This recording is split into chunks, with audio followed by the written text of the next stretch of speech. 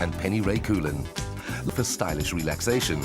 And Anneline's relaxed, sophisticated approach to her range is testimony to her own newfound confidence and maturity. Clothing actually... Statements, Penny and Anneline are veritable icons, and together they make a formidable team.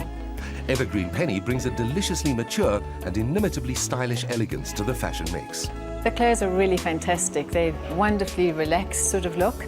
And I think the best part is actually modelling these clothes in such a beautiful environment. You know, being in this indigenous forest here at Zimbabwe, and these clothes just are absolutely perfect for the location. The location was truly breathtaking, and the models perfect.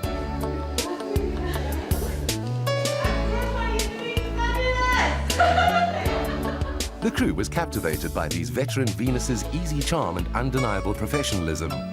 Both ladies seem to glow with that special something, which comes from sharing a passion for all things beautiful. Penny and I have been together and knowing one another for so many years, and we've never had the opportunity to work together. We had a lot of fun. To work with Anneline has only been a pleasure, and it really is great fun to see her again after all these years. Of course, it's a bit traumatic for me. I mean, after all, this girl's got youth on her side. Photographer Gerda Genis set out to capture not only the classicism of the clothing and the majesty of the setting, but more importantly, the essence of two women whose lives have absorbed the serious business of international beauty and yet have retained that private sense of inner self. The main issue here is that we're dealing with two ex-Miss Worlds, two absolutely beautiful women, women who've been known to be beautiful in their youth. But now they've become mature women, you know, they've left the girl stage and become women, and they've become real people for the rest of the world out there, not beauty queens anymore. And to show that they're still amazingly beautiful, as well as being real, is what we really try. Also, the fact that Penny was Miss World in 1959, around there, and Annie in 1974. They kept contact with each other throughout the years, and having them here together, it's like two sisters working together. For many South Africans, both Penny and Anneline will always be two of the ultimate beauty queens. Bringing them together in a matchless setting with a touch of beauty and fashion class in a Royal Command fashion performance is the ultimate reminder that real women never grow old. They just grow up. You can see the finished product starring this vivacious duo in this week's sari. And then Penny Coelen, who became our first Miss World. There was no pageant as there is today. Girls entered their photographs and were chosen by public vote. Die Landstem and the Sunday Times were the sponsors of this competition.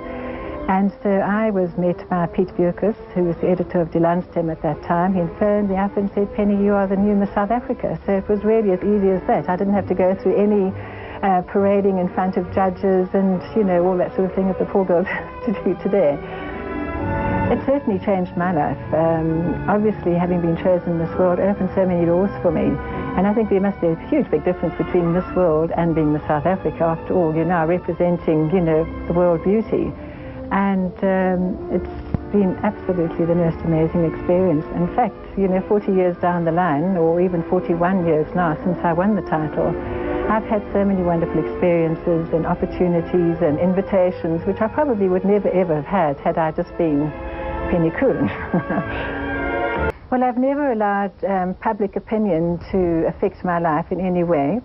I would say a great big thank you to the public of South Africa for all the support they've given me over many, many years. They've certainly kept me on my toes, I suppose. And it's wonderful when people come up to me and ask me if I'm Penny Coelen or if I'm related to Penny Coelen.